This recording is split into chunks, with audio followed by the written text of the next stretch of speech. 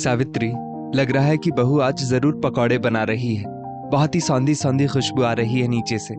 ना जाने कितने दिन बीत गए हैं इस तरह बारिश में पकौड़े खाए हुए। याद है तुमको, जैसे ही बारिश शुरू होती थी तुम मेरे लिए पकौड़े बनाना शुरू कर देती थी। लेकिन वो सब बातें तो जैसे भूली बिसरी यादें बनकर रह गई है। तुम जरा पूछो तो बहू से कि क्या वो पकौड़े बना रही है, थोड़े हम लोगों के लिए भी भेज देगी। जगदीश जी बिल्कुल बच्चों की तरह चहकते हुए बोले, आप बिल्कुल सही कह रहे हो जी। खुशबू से तो यही लग ही रहा है कि बहू पकौड़े ही बना रही है। लेकिन मुझको तो उससे कुछ पूछते हुए भी डर लगता है। वो गुस्सा हो जाएगी और उल्टा सीधा सुनाने लग जाएगी, फिर तो मुझे बिल्कुल भी अच्छा नहीं लगेगा। सावित्री जी ने अपना निचला होंठ दांतों से चबाते हुए अपनी बेबसी जताई। अच्छा, सिर्फ एक बार पूछ लो, अगर आज मना कर दे तो फिर कभी दोबारा मत पूछना। आज जैसे पकौड़ों की खुशबू जगदीश जी को दीवाना कर रही थी, क्योंकि जगदीश जी अपने समय में खाने पीने के काफी शौकीन हुआ करते थे और सावित्री जी अपना पत्नी धर्म निभाते हुए उनकी हर इच्छा को सिर आंखों पर रखकर पूरा करती थी। लेकिन अब तो वो समय ही नहीं रहा। लवली बेटा, क्या आज पकौड़े बना रही हो? अगर बना रही हो तो 2-4 बाबूजी के लिए भेज देना, उनका बहुत मन कर रहा है खाने का। सावित्री जी ने पति की प्रबल इच्छा को देखकर मन ही मन डरते डरते बहुत ही आहिस्ते से अपनी बहू लवली से कहा, सबके लिए नहीं बना रही हूं, बबलू का मन था, बस उसी के लिए थोड़े से बना दिए। इतना कहकर लवली बड़बड़ाने लगी, कोई भी चीज बनाओ इन लोगों को पहले महक आ जाती है। उम्र हो गई है लेकिन अभी तक तृष्णा नहीं मरी। जब देखो तब हर चीज खाने को आगे रहते हैं। कोई चीज अपने मन की बनाकर इस घर में खा भी नहीं सकते। रहते तो ऊपर जरूर है, लेकिन ध्यान नीचे ही लगा रहता है कि क्या बन रहा है और क्या नहीं बन रहा। लवली की मां मोहिनी जी, जो कि अपनी बेटी के ही पास रहती थी, ने भी लवली का साथ देते हुए कहा। इतना सुनकर सावित्री जी चुपचाप आंखों में आंसू भरकर वापस लौट आई और उनको इस तरह मायूस और निराश देखकर जगदीश जी सब कुछ खुद ही समझ गए। कुछ भी पूछने की जरूरत ही नहीं पड़ी उनको। बताओ कितना लाचार हो जाता है व्यक्ति बुढ़ापे में। जगदीश जी की भी आंखों में आंसू झिलमिल झिलमिल करने लगे। माँ बाप का इकलौता बेटा केशव अपने मम्मी पापा का बड़ा ही लाडला, अपनी हैसियत के अनुसार दोनों लोग उसकी हर इच्छा जैसे तैसे पूरी करते। अपना छोटा सा पर खुद का मकान, ईश्वर का दिया सब कुछ था, कोई कमी नहीं थी। केशव के बड़े होते होते सावित्री और जगदीश जी उसकी शादी के सपने संजोने लगे। बेटा, अब मैं चाहती हूँ कि तुम्हारी शादी जल्दी से जल्दी कर दूं, क्योंकि अब मेरे हाथ पांव नहीं चलते और पापा की रिटायरमेंट भी 2-4 सालों में हो जाएगी।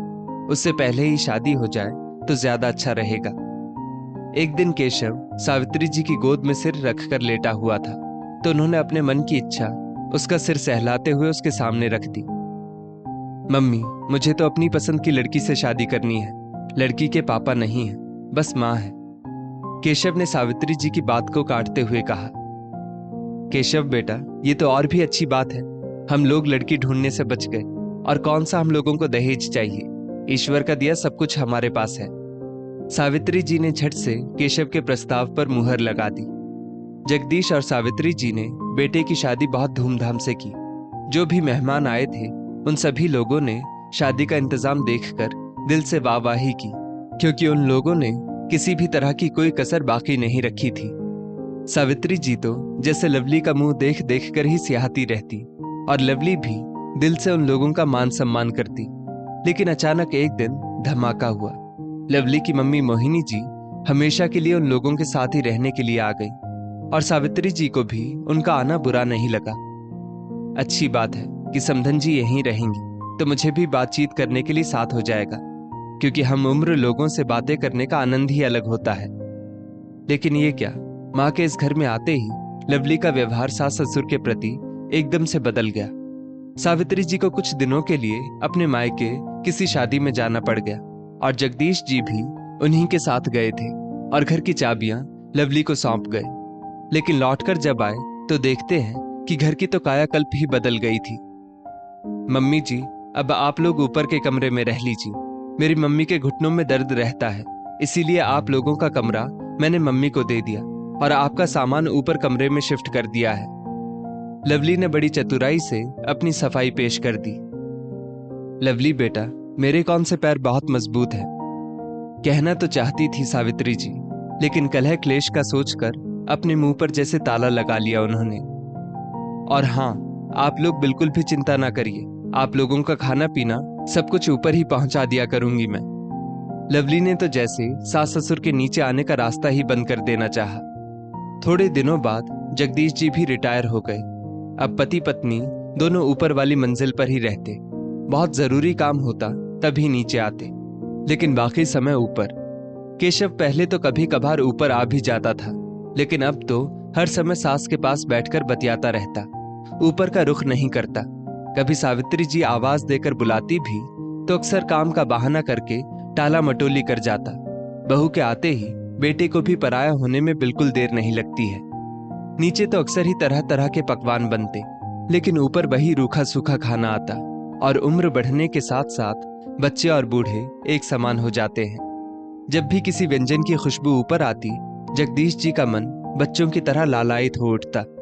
जगदीश जी मन महसूस महसूस कर रह जाते, क्योंकि हमेशा से ही खाने पीने के बड़े शौकीन जो रहे थे वो। ये सब देखकर सावित्री जी अक्सर व्यथित हो जाती। मैं सोच रही हूं कि अपनी रसोई ऊपर ही बना लूं। अभी मेरी हड्डियों में इतनी ताकत तो है कि हम दोनों का खाना तो बना ही सकती हूं। सावित्री जी ने अपने दिल की बात कही। क्या फायदा, बेकार में बदनामी होगी बेटे बहू की, और कुछ नहीं। जैसा चलता है वैसे ही चलने दो।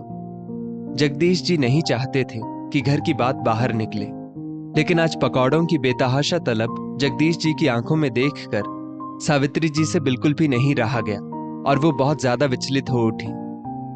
सुनिए, मैं जरा जरूरी काम से बाहर जा रही हूं। जगदीश जी से इतना कहकर सावित्री जी नीचे उतर गईं, और जब वो बाजार से लौटकर आईं तो पूरा गृहस्थी का सामान उनके साथ था, और तब तक केशव भी दुकान से आ चुका था। मम्मी, ये सब क्या है? केशव ने सारा सामान देखकर हतप्रभ होकर पूछा। केशव बेटा, अभी तुम्हारे बाबूजी की पेंशन आती है, और ये सब सामान तेरे बाबूजी को खाना खिलाने का इंतजाम है। आज से हम अपना खाना ऊपर कमरे में ही बना लेंगे। और हाँ, एक बात और, 15 दिन के अंदर अपना रहने का इंतजाम कहीं और कर लो। मुझे ये घर खाली चाहिए। सावित्री जी बिल्कुल निडर होकर बोली। आप मजाक कर रही हैं ना? केशव ने अनजान बनकर हंसते हुए कहा।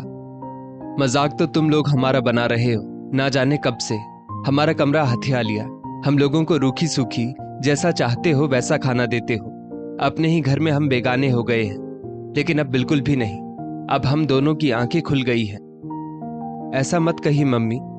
सावित्री जी का निर्णय सुनकर अब तो केशव ने मिमियाते हुए कहा।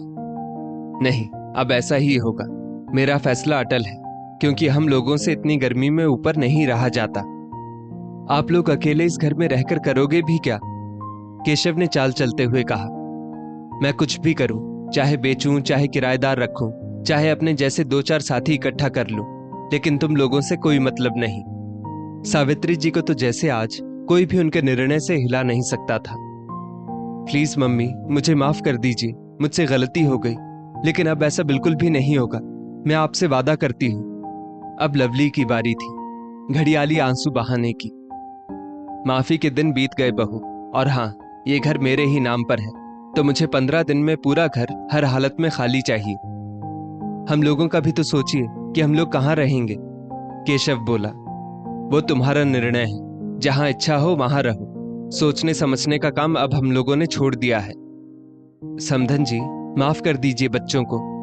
मोहिनी जी ने भी अपना जाल फेंकते हुए कहा।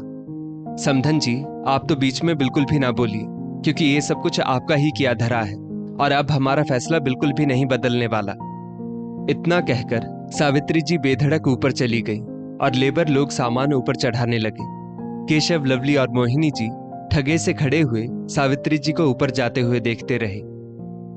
ये सब क्या है सावित्री? अब चौंकने की बारी जगदीश जी की थी। अब आप एक शब्द भी नहीं बोलेंगे। ये सब आपको पकौड़े खिलाने की मेरी छोटी सी कोशिश है। कहते कहते इतने दिनों का भरा हुआ गुबार भर भरा कर निकल पड़ा सावित्री जी के, और वो जगदीश जी के सीने से लगकर फूट फूट कर रोने लगी। जगदीश जी ने भी आज सावित्री जी की भावनाओं को समझते हुए उनके फैसले पर हाँ की मुहर लगा दी और आगे बढ़कर सावित्री जी को गले लगा लिया। सावित्री जी भी कसकर जगदीश जी से लिपट गई। दोस्तों, इस स्टोरी को लेकर आपकी क्या राय है? नीचे कमेंट करके जरूर बताइएगा और ऐसी ही और भी बेहतरीन वीडियोस के लिए हमारा पेज जरूर फॉलो करें। धन्यवाद।